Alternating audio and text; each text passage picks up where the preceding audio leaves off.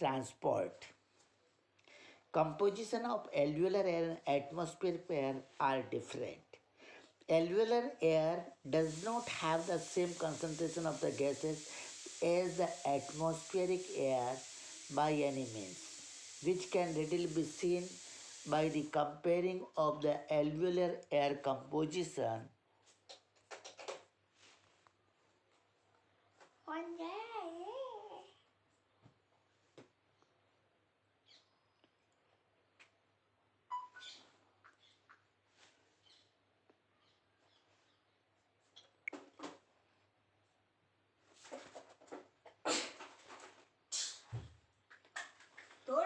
with that of atmospheric air. There are several reasons for the differences.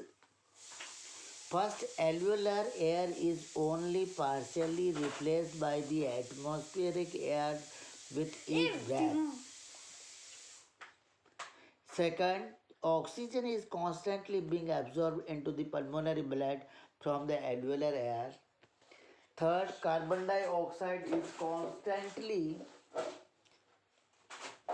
diffusing from the pulmonary blood into the alveoli.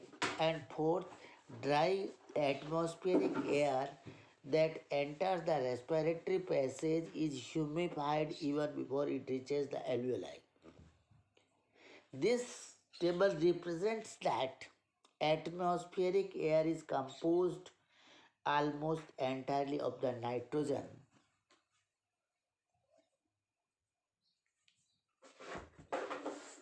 It normally contains almost no carbon dioxide and little water vapor.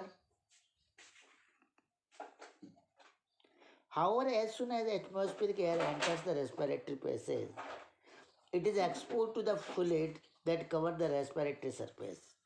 Even before the air enters the alveoli, it becomes totally humidified.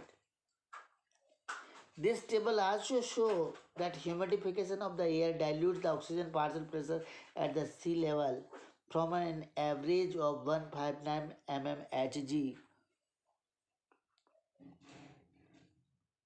in atmospheric air to 149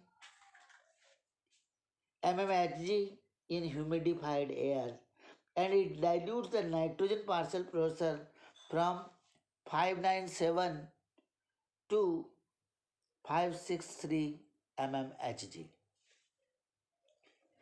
The methods of oxygen transport are: once the oxygen has diffused from the alveoli into the pulmonary blood, it is transported to the tissue capillary in two forms.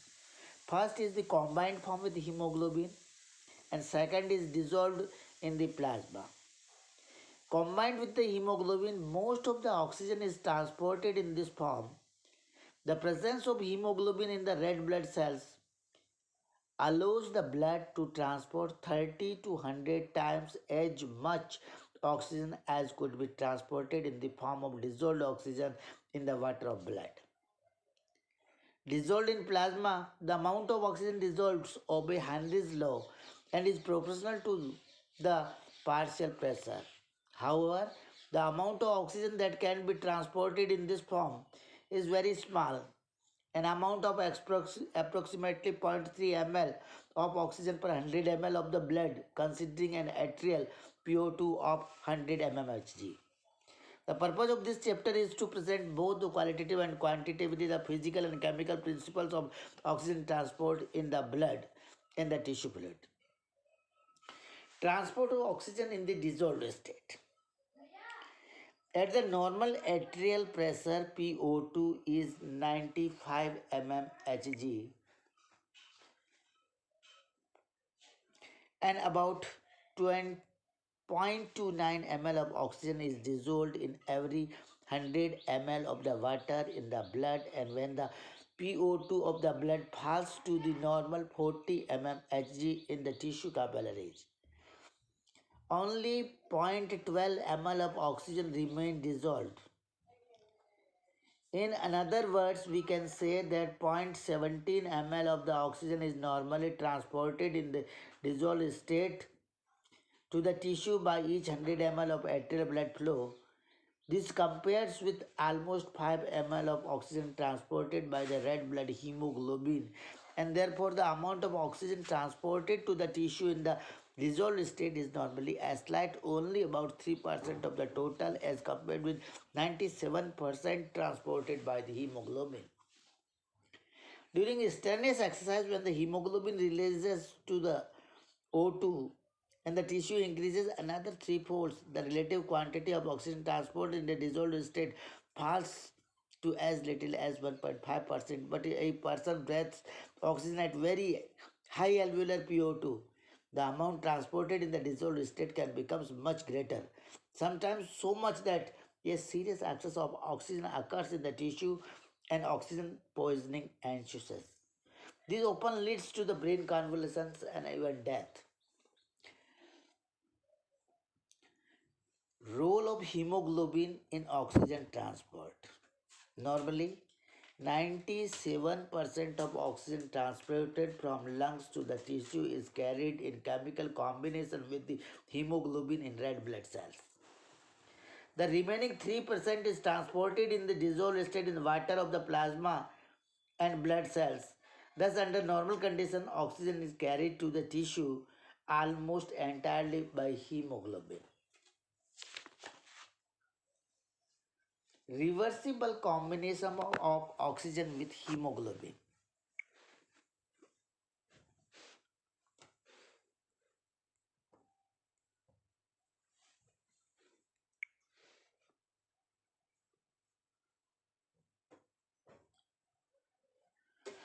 This is the oxygen hemoglobin dissociation curves.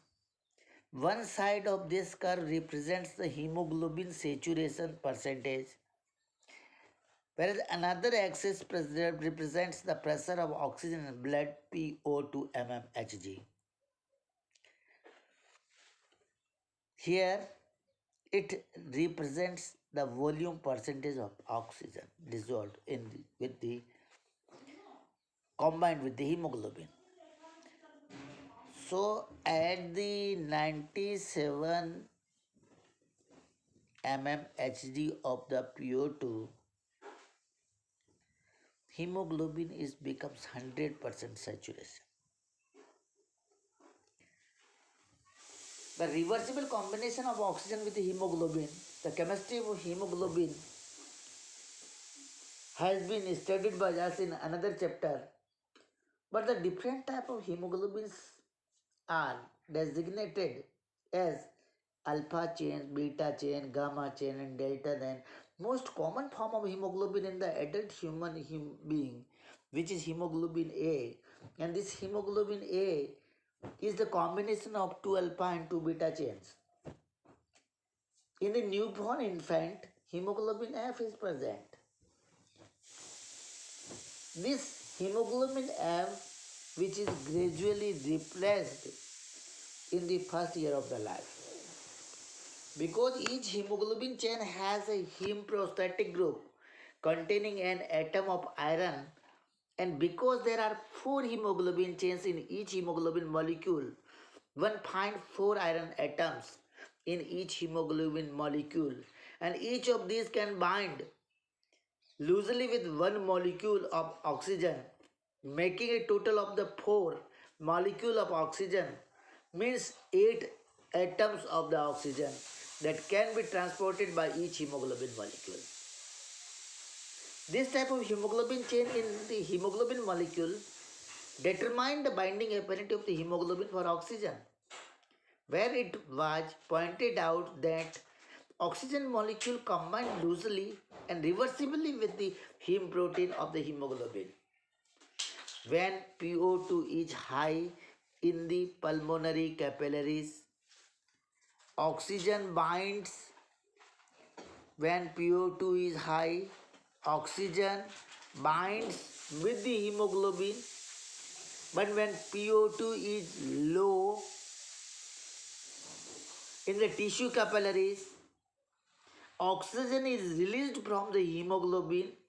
This is the basis for the almost all oxygen transported from the lungs to the tissue cells.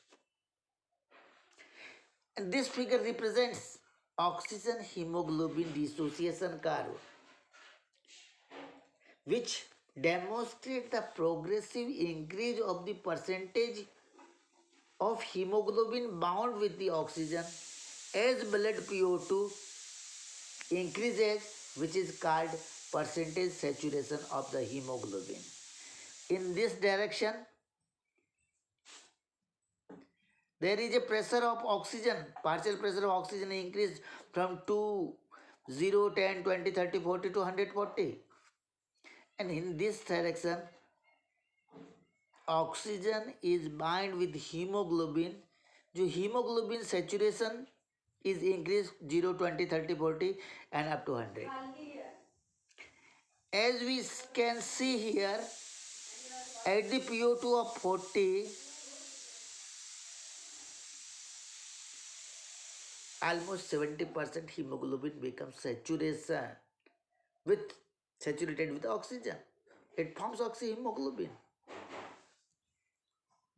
At the 100 mmHg, saturation becomes 97%. The exact data we can represent once again here. Because the blood leaving the lungs and entering the systematic arteries usually has a PO2 of about 95 mmHg. 95 mmHg. One can see from the dissociation curve that usual oxygen saturation of systematic arterial blood average 97%. This 97% saturation at 95% of PO2. Conversely, in the normal venous blood returning from the peripheral tissue, the PO2 is about 40 mmHg. And the saturation of the hemoglobin is 75%.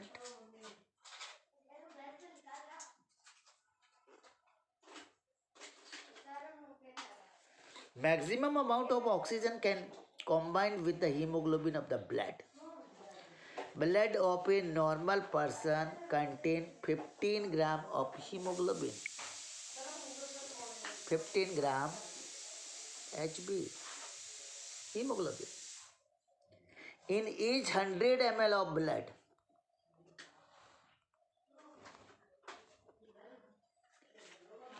And each gram of hemoglobin can bind, each gram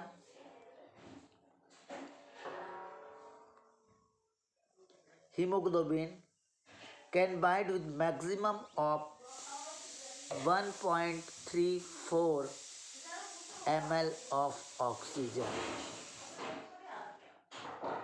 When the hemoglobin is chemically pure, but the hemoglobin contains impurities of methemoglobin, so its binding affinity of 1 gram hemoglobin with 1.34 ml of oxygen is reduced and it becomes 1.34 gram. 1.39 ml when hemoglobin is chemically pured. 1.39, but due to the presence of impurities it becomes 1.34. Therefore, 15 gram of the hemoglobin consists of carrying 15 multiplied by 1.34. It equals to 21.1, which means that on an average 15 gram of hemoglobin in 100 ml of blood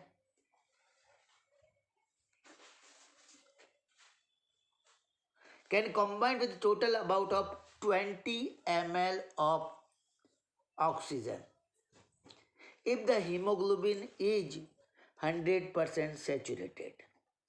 This is usually expressed as 20% 20 volume percent. The oxygen Hemoglobin dissociation curve for the normal person can also be expressed in the term of the volume percent of the oxygen as shown by the far right scale in the next figure. And amount of oxygen released from the hemoglobin when systematic arterial blood flows through the tissues. The total quantity of the oxygen bound with the hemoglobin in normal systematic arterial blood, which is 97% saturation. This is 97% saturation. And about 19.4 ml instead of 19.4 ml oxygen per 100 ml of blood.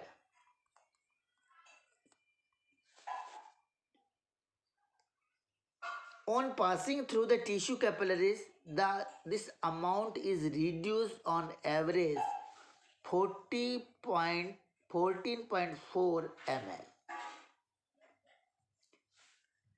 because PO2 is reduced and it becomes 40 mmHg, where 40 mmHg where 75% hemoglobin is saturated. Thus, under the normal condition, difference of do value, it is 5 ml of oxygen is transported from lungs to the tissue by each 100 ml of the blood flow. Transport of oxygen is markedly increased during the strenuous exercise. During the strenuous exercise, the muscle cells use oxygen at a rapid rate, which in extreme cases can cause the muscles interstitial fluid PO2 to fall from normal 40 mmHg to as low as 15 mmHg. 15 mmHg. At this low pressure, only 4.4 ml of O2 remains bound with the hemoglobin in each 100 ml of blood. Thus, 19.4 minus 4.4 is equal to 15 ml. This 15 ml is quantity of oxygen actually delivered to the tissue by each 100 ml of the blood flow. Meaning that 3 times as much as oxygen is normally delivered in the each volume of the blood that passed through the tissues. The hemoglobin buffers tissue, PO2. Hemoglobin function as the buffers. Although hemoglobin is necessary for the transport of oxygen to the tissue, it performs another function essential to life. This is its function as the tissue oxygen buffer system, and this is the hemoglobin in the blood is mainly responsible for the stabilizing of the PO2 in the tissue, and this can be explained. Hemoglobin helps maintain nearly constant PO2 in the tissue. Under the basal condition, tissue requires about 5 ml of oxygen from each 100 ml of the blood passing through the tissue capillaries. Referring to the oxygen hemoglobin distribution curve, one can see then for a normal 5 ml of the oxygen to be released per 100 ml of the blood flow, the PO2 must fall about 40 mmHg.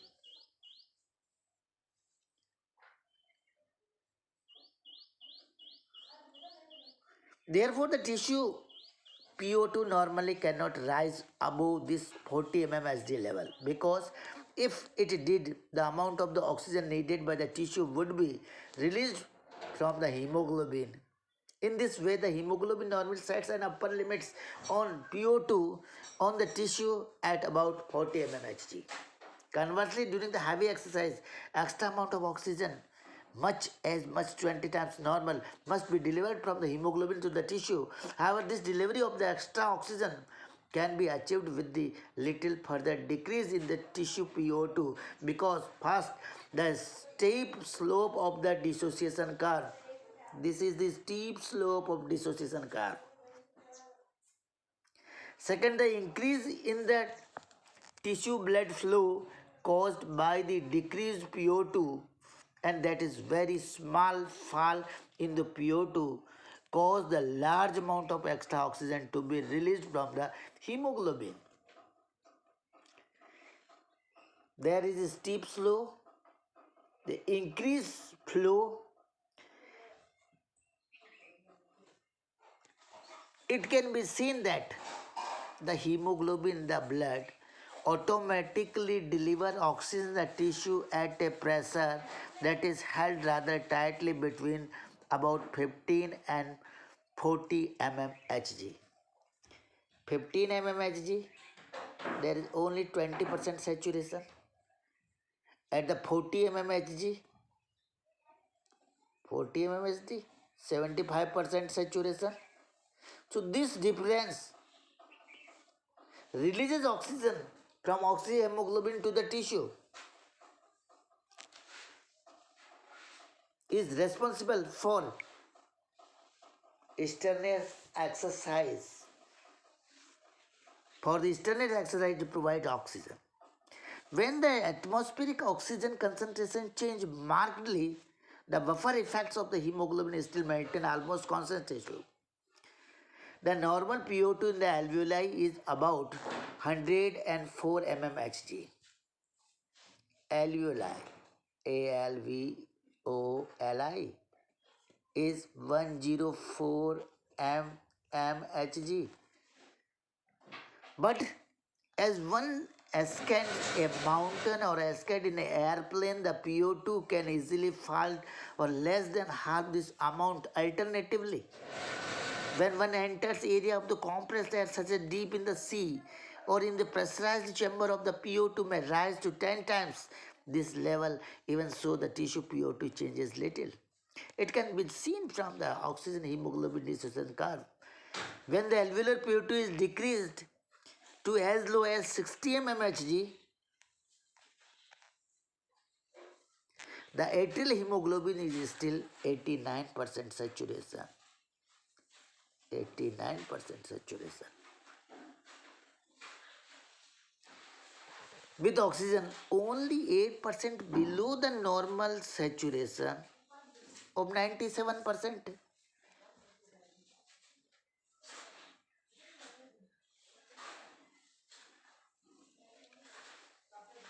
This is the 8% difference. Further, the tissue still remove about 5 ml of oxygen from each 100 ml of blood passing through the tissue. To remove oxygen, the PO2 of the venous blood passes to 35 mmHg, only 5 mmHg below the normal value of the 40 mmHg. Thus, the PO2 hardly changes despite the marked fall in alveolar PO2 from 104 to 60 mmHg. 40 mmHg consists this 40, 75%, and 35 only. At the 35, it means 55. Conversely, when the alveolar PO2 rise as high as 500 mmHg, the maximum oxygen saturation of hemoglobin can never rise above the 100%. This figure represents only 140 mmHg. If we go through this direction up to 500 PO2, but the saturation level is stabilized at the 100%, not more than it. I repeat it again. Conversely, when the alveolar PO2 rise as high as 500 mmHg, The maximum oxygen saturation of hemoglobin can never rise above the 100%, which is only 3% above the normal level of 97%. Consequently, the level of alveolar oxygen may vary greatly from 60 to more than 500 mmHg PO2. And still the PO2 in the peripheral tissue does not vary more than a few millimeters from the normal, demonstrating beautifully the tissue oxygen buffer function as the blood hemoglobin system. I repeat it. Beautifully the tissue oxygen buffer function of the blood hemoglobin system. Factors that shifts the oxygen hemoglobin dissociation curve, their importance for oxygen transport. Once oxygen hemoglobin dissociation curve are normal, this is normal oxygen dissociation curve. Average blood. However, several factors can displace the dissociation curve in one direction or other in other manner. This figure shows when the blood becomes slightly acidic.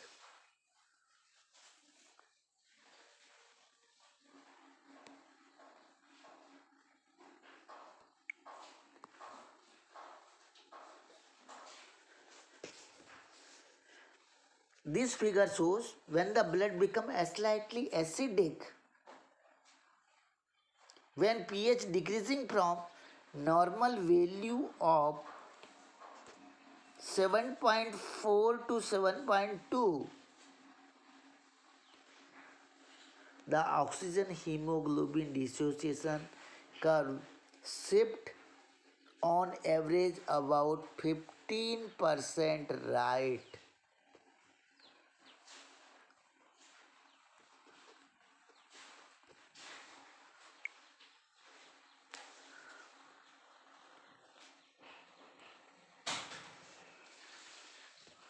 Conversely, an increase in the pH from the normal 7.4 to 7.6, the curve is shifted similar to the left, right, right, left at 7.2, at 7.6, and this is 7.4. 15% right, 15% left. This is the shift of the oxygen hemoglobin dissociation curve towards the right and left due to the decrease in the pH and increase in the pH. In addition to pH changes, several other factors are known to shift this curve. And this shifting of oxygen hemoglobin dissociation curves due to the presence of certain factors is known as Bohr effect. Bohr effect is the increased delivery of oxygen to the tissue when carbon dioxide and hydrogen ions shift the oxygen hemoglobin dissociation curve. A shift of oxygen hemoglobin dissociation curve to the right in response to an increase in the blood CO2 and hydrogen ion and has a significant effect by the enhancing the release of oxygen from the blood in the tissue and enhancing oxygenation of the blood in the lungs. This is called Bohr effect, which can be explained as follow. As the blood passes through the tissue, CO2 diffuses from the tissue cells into the blood. The diffusion increases in the blood PO2, which in turn raises the blood carbonic acid H2CO3 and the hydrogen ion concentration. This effect shifts the oxygen hemoglobin dissociation curve to the right and downward. This means more oxygen is released from the oxyhemoglobin, forcing oxygen away from the hemoglobin and therefore delivering increased amount of oxygen to the tissues. Exactly the opposite effect occurs in the lungs where CO2 diffuses from the blood into the alveoli. This reduces the blood PO2 and decreases the hydrogen ion concentration, shifting the oxygen hemoglobin dissociation curve to the left upward. Therefore, quantity of the oxygen that binds with the hemoglobin at any greater alveolar PO2 becomes considerably increased, thus allowing greater oxygen transport to the tissue. Effect of BPG, bisphosphoglycerate, to cause rightward shift of the oxygen hemoglobin dissociation curve. The normal 2,3 bisphosphoglycerate BPG, this fourth factor. Blood keeps the oxyhemoglobin dissociation shifted slightly to the right all the time. In hypoxic condition that lasts longer for a few hours and the quantity of the BPG in the blood increase considerably, the shifting the oxygen hemoglobin dissociation curve even further to the right. This causes oxygen to be released to the tissue at as much as 10 mmHg. Higher tissue oxygen pressure that would be chaos without the increase of the BPG. Therefore, under some conditions, the BPG mechanism can be important for the adaptation to the hypoxia, especially to the hypoxia caused by the poor tissue blood flow. Rightward shift of oxygen hemoglobin dissociation curve during exercise. During the exercise, several factors shift the dissociation curve considerably to the right, thus delivering extra amount of oxygen to the active exercising muscles fiber. These exercising muscles in turn release large amount of carbon dioxide. This and several other acids released by the muscles increase the hydrogen ion concentration in the muscle capillary blood. In addition, the temperature of the muscles often rise 2 to 3 degrees centigrade, which can increase oxygen delivery to the muscle fiber even more. All these factors act together to shift the oxygen hemoglobin dissociation curve of the muscles capillary blood considerably to the right. This rightward shift of the curve forces oxygen to be released from the blood hemoglobin to the muscles at the PO2 levels as high as 40 mmHg. Even when 70% of the oxygen has already been removed from the hemoglobin, then the lungs, the shift occurs in the opposite direction, allowing the pickup of the extra amount of oxygen from the alveoli.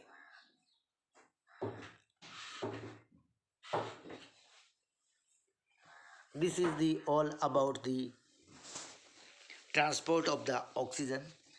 There are certain hypoxia and oxygen therapy which are not covered in our syllabus. But to explain few remaining slide, I can go through from first slide. So this is our topic of gas transport, is prepared for BSc third year, Animal Physiology paper first, unit third, transport of gases in oxygen transport, and presented before you by me, Prem Singh Chauhan, Associate Professor in Geology. These are few keywords. 2,3-bisphosphoglycerate is also reserved. 2,3-diphosphoglycerate is a metabolically important phosphate compound present in the blood in different concentration under different metabolic conditions. Bohr effect, a shift of oxygen hemoglobin dissociation curve to the right in response to the increase in the blood carbon dioxide and hydrogen ions. Hemoglobin is a complex protein ion compound present in red blood cells, helping transport of oxygen. Hypoxia is the decreased availability of oxygen to the tissue in the body. There are few keywords has to be explained. This is oxygen hemoglobin dissociation curve has been represented already by us. This curve is also oxygen hemoglobin dissociation curve, but is represent oxygen binding affinity with the hemoglobin at different levels of the PO2. This lower scale represents the PO2. Right, start from 0, 20, 40, 60, 80, 100 and 120. Here it represents at the 15 mmHg of the PO2, the venous blood exercise, where hemoglobin is almost 4.5 or 5% saturation.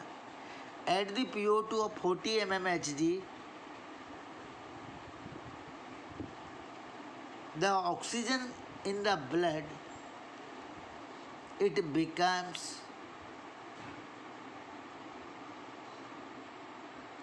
40 mmHg. At the 97% of PO2 PO2 is 97 mmHg. 97% of the hemoglobin is saturated, where 19 point something, between the 19 and 20% of the oxygen has been transported. This diagram represents the affinity of the oxygen with different levels of the PO2. At 0 it becomes 0, at 20 it is 6 to 8, at 40 mmHg it 14.5 to 15, at 100% it becomes 19, 18 to 19 or 20% oxygen is bound with the hemoglobin. This is so the shifting oxygen hemoglobin dissociation current towards the right side due to the increased hydrogen ion concentration, increase in CO2, increase in temperature, and increasing BPG. These all are the example of Bohr's effect.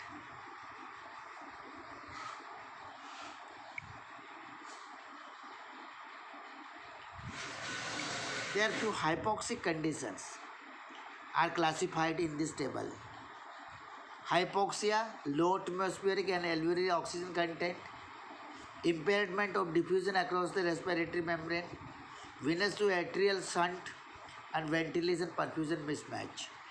Anemic hypoxia, anemia of abnormal hemoglobin, poisoning of carbon monoxide, stagnant hypoxia, general circulatory deficiency, localized circulatory deficiency, peripheral, cerebral, and tissue edema, histotoxic hypoxia, poisoning of cellular oxidation enzymes, or diminished cellular metabolic capacity of using oxygen because toxicity, vitamin deficiency, and other factors.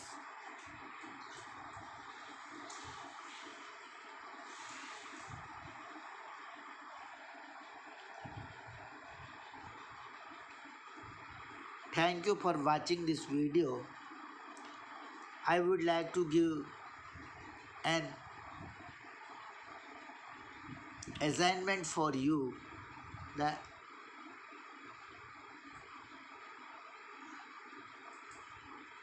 assignment is explain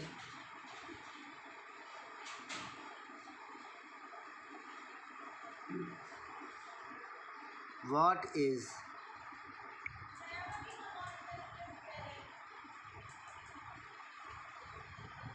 Bohr's effect. You can send this topic on the WhatsApp. Thank you for watching this video.